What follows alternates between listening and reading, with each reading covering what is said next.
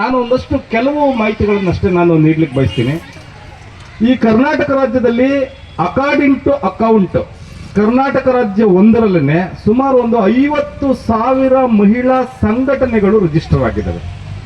ಇದಕ್ಕೂ ಮುಂಚೆ ಮಹಿಳಾ ಸಂಘಗಳು ರಿಜಿಸ್ಟರ್ ಇರಲಿ, ಮಹಿಳೆಯನ್ನವರು ಮನೆಯಿಂದ ಹೊರಗಡೆಗೆ ಬರಂಗಿರ್ಲಿಲ್ಲ. ಯಾಕೆಂದ್ರೆ ನೀವು ಫಾರ್ ಎಕ್ಸಾಂಪಲ್ ನಮ್ಮನೇಲೆ ನಮ್ಮ ತಾಯಿ ಏನಾದರೂ ಅಡುಗೆ ಮಾಡ್ತಿದ್ದು, ನಮ್ಮ ಅಪ್ಪ ಸಂಬಂಧಿಕರು ಬಂದು ಮಾತಾಡ್ತಿದ್ದು, ನಮ್ಮ ತಾಯಿ ಮಧ್ಯದಲ್ಲಿ ಹಾಕೊಟ್ರೆ ಹೋಗಿ ಒಳಕ್ಕೆ ಬಂದ್ಬಿಟ್ಲು ಗಂಡು ಬೀರಿ ಅಂತೇಳಿ ನಮ್ಮಪ್ಪ ನಮ್ಮ ಅವ್ವನ್ನ ಬೈದು ವಸ್ತ್ರೊಳಕ್ಕೆ ಕೋಣೆನೇ ಕೂಡ ಕೊಡ್ತಿದ್ರು ನಮ್ಮಪ್ಪ.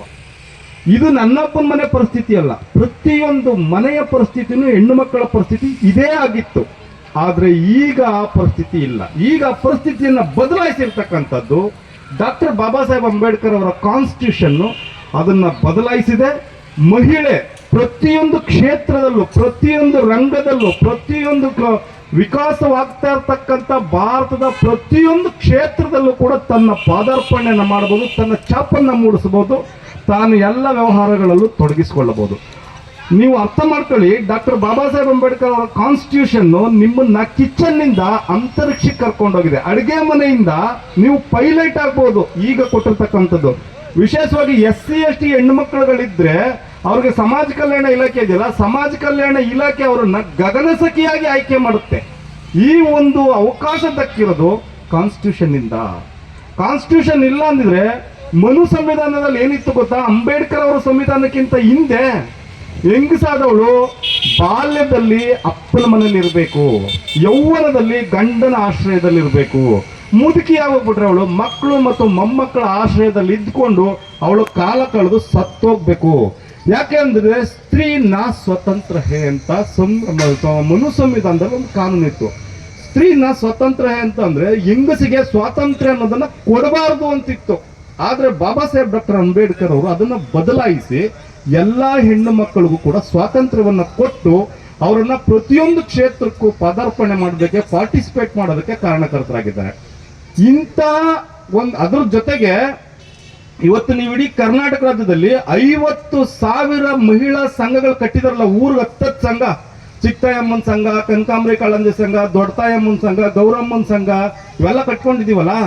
ಈ ಸಂಘಗಳನ್ನ ಕಟ್ಟೋದಕ್ಕೆ ಅವಕಾಶ ಕೊಟ್ಟಿರ್ತಕ್ಕಂಥದ್ದು ನಮ್ಮ ಕಾನ್ಸ್ಟಿಟ್ಯೂಷನ್. ಆ ಸಂಘದ ಮೂಲಕ ಆರ್ಥಿಕ ಚಟುವಟಿಕೆಗಳನ್ನ ನಡೆಸೋದಕ್ಕೆ, ಹೈನುಗಾರಿಕೆಯನ್ನ ಡೆವಲಪ್ಮೆಂಟ್ ಮಾಡೋದಕ್ಕೆ, ಮತ್ತು ಸಂಘದಲ್ಲಿ ಸಾಲ ಪಡ್ಕೊಂಡು ನೀವು ಗಂಡನ್ಗೆ ಬೈಕ್ ತಗೊಡ್ತಾರೋ, ಕುಡ್ದಿರೋ ಸಾಲನೇ ತೀರಿಸ್ತಾರೋ ಬೇರೆ ವಿಚಾರ. ಆದ್ರೆ ಕೊಟ್ಟಿರ್ತಕ್ಕಂಥ ಅವಕಾಶಗಳೇನು ಅಂತಂದ್ರೆ ಸಂಘದಲ್ಲಿ ಆರ್ಥಿಕ ಚಟುವಟಿಕೆಗಳನ್ನ ಮಾಡ್ಲಿ ಅಂತೇಳಿ ನಿಮ್ಗೆ ಸಂಘ ಕಟ್ಕೊಳ್ಳೋಕೆ ಅವಕಾಶ ಕೊಟ್ಟದ್ದು. ನಾನು ವಿಶೇಷವಾಗಿ ಹಳ್ಳಿ ಮಾರ್ನಲ್ಲಿರ್ತಕ್ಕಂಥ ಗ್ರಾಮದಲ್ಲಿರ್ತಕ್ಕಂಥ ಎಲ್ಲ ಮಹಿಳಾ ಸಂಘದ ಸದಸ್ಯರುಗಳಿಗೆ ನನ್ನೊಂದು ರಿಕ್ವೆಸ್ಟ್ ಏನು ಅಂತಂದ್ರೆ, ಮಹಿಳಾ ಸಂಘಗಳು ಸಬಲೀಕರಣದ ಕಡೆಗೆ ಮತ್ತು ವಿವೇಚನೆಯ ಕಡೆಗೆ ವಿವೇಕದತ್ತ ನೀವು ಹೋಗ್ಬೇಕಾಗಿದೆ. ಹೇಗೆ ವಿವೇಕದತ್ತ ಹೋಗೋದು ಅಂತಂದ್ರೆ, ಇಲ್ಲಿ ನೋಡಿ, ನಿಮ್ಮ ಮಹಿಳಾ ಸಂಘಗಳಿಗೆ ಐಕಾನ್ ಇದಾರಲ್ಲ, ನೀವು ಒಬ್ಬ ಐಕಾನ್ ಆಗಿ ತಗೊಳ್ಬೇಕು ಅಂತಂದ್ರೆ ಮಹಿಳಾ ಸಂಘಕ್ಕೆ ಈ ಭಾರತ ದೇಶದ ಚರಿತ್ರೆಯಲ್ಲಿ ಮೊಟ್ಟ ಮೊದಲನೇ ಬಾರಿಗೆ ಎಲ್ರಿಗೂ ಕೂಡ ಎಜುಕೇಶನ್ ನಿಷೇಧಿಸಿಬಿಟ್ಟಿದ್ದಂಥ ಸಂದರ್ಭದಲ್ಲಿ ಎಜುಕೇಶನ್ಗೋಸ್ಕರ ಹೋರಾಟ ಮಾಡಿದಂಥ ಒಬ್ಳು ಮಹಿಳೆ ಯಾರಿದ್ದಾರೆ ಅಂತಂದ್ರೆ ಮಾತೆ ಸಾವಿತ್ರಿಬಾಯಿ ಫುಲೆ ಅವರು. ಮಹಾತ್ಮ ಜ್ಯೋತಿಬಾ ಫುಲೆ ಅವರು ಹೆಂಡತಿ ಇದ್ರಲ್ಲ, ಸಾವಿತ್ರಿಬಾಯಿ ಫುಲೆ ಅವರು ಈ ದೇಶದ ಮೊಟ್ಟ ಮೊದಲ ಮಹಿಳಾ ಶಿಕ್ಷಕಿಯಾಗಿದ್ದಾರೆ. ಅವರನ್ನ ನಿಮ್ಮ ಸಂಘಕ್ಕೆ ಐಕಾನ್ ಆಗಿ ತಗೊಳ್ಬೇಕು.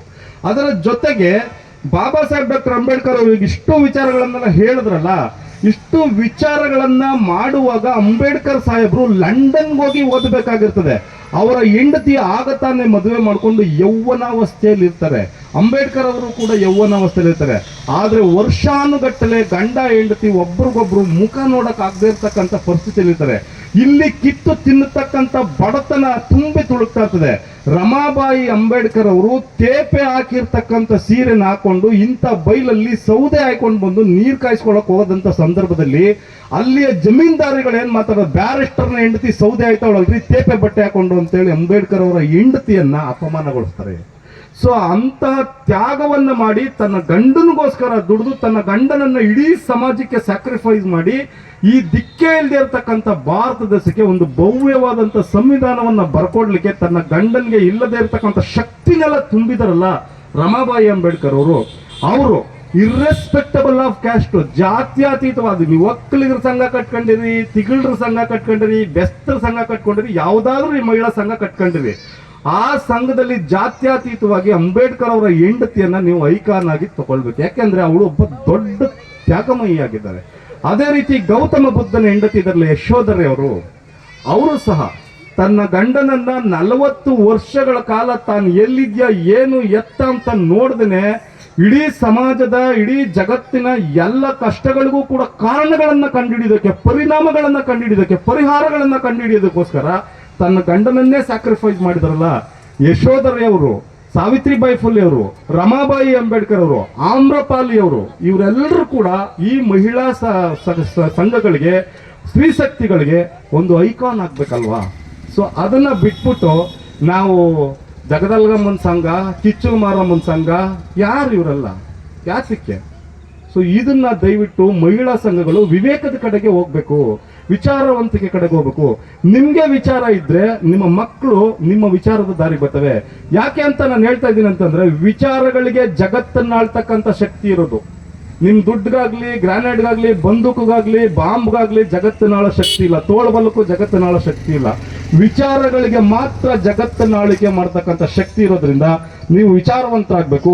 ಇವರೆಲ್ಲರನ್ನು ಕೂಡ ನೀವು ಐಕಾನ್ ಆಗಿ ತಗೊಳ್ಬೇಕು. ನಿಮ್ಮ ಸಂಘದ ಒಬ್ಬ ಪ್ರಭಾವಿ ಮಹಿಳೆಯನ್ನಾಗಿ ಸ್ವೀಕಾರ ಮಾಡಬೇಕು ಅಂತ ಹೇಳಿ ನಾನು ವಿನಂತಿ ಮಾಡಿ ನಾನು ಮಾತು ಮುಗಿಸ್ತೀನಿ. ಜೈ ಭೀಮ್.